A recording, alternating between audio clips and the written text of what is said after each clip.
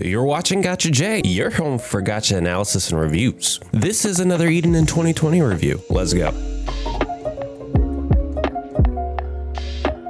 There's no better place to begin with another Eden than the story itself. Let's be honest, that is the reason you are here, and they do a phenomenal job of it. The storytelling in another Eden is purely text-based. You will not get any voiceovers from what I have experienced in the game, but they do a really good job of using music and storytelling to convey emotion, passion, drive, and motivation. I cannot rave enough about the story of this. If you can get behind a sci-fi-esque theme about going back and forth within space and time and worlds and over across of different collabs and different environments of the such, you will really enjoy another Eden. One of my favorite stories that they told in a side quest was a story about a girl who had a deadly disease back in the old days, and they teleport to the future and work with scientists to find the ingredients to synthesize a drug that has long cured this disease that is so long gone that they no longer have the tools to synthesize it.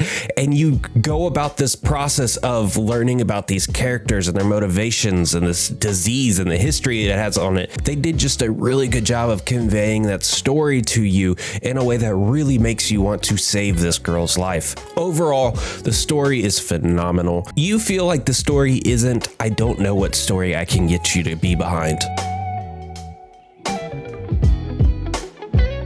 So with the story being such a drive, we do need to talk about the graphics. The graphics are chibi-esque in the main environment, but they do that in a way that builds out the world. You have a little bit of a Pokemon style world going on where you have your different little corridors, you have your little chibi things running around, enjoying what is in front of you, going from zone to zone, and taking on different battles and of the like. Overall, you're not going to be amazed by the graphics in this game. The art is beautiful. The character designs in themselves are beautiful. It does come down to chibi primarily being the thing that you see the most of, and because of that, it's just it's a hard sell, but just trust me that you actually get behind it as the thing goes on, and you can actually find yourself attached to some of these characters just because of how well they go about building this.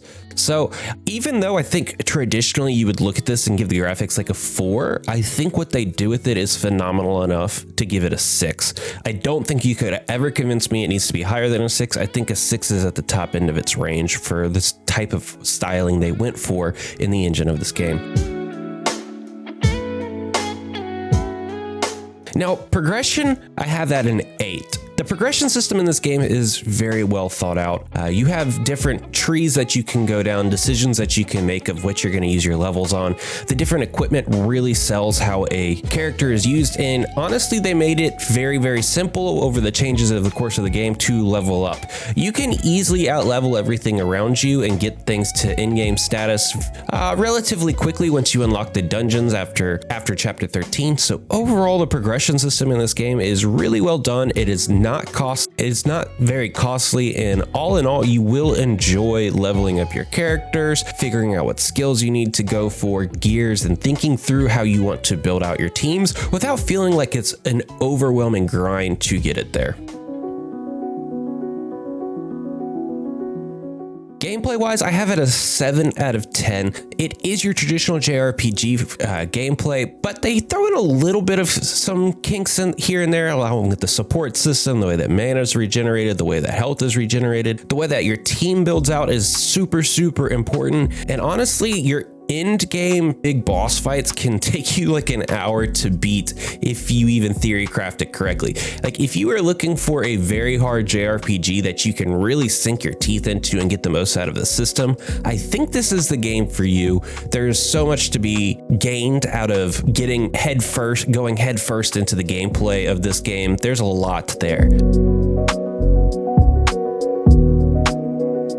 Now, the uniqueness, I'm putting it at 8. This is mainly because of the story and the world building that goes into it, and not so much the combat in itself. I would say that the UX and the combat could use a little bit of distinctiveness to the way that it plays out against other components, especially in the UX. It has a very older style UX design, and they need some modernized systems to come around and make things easier, to make it more engaging for you to interact with your characters and the like.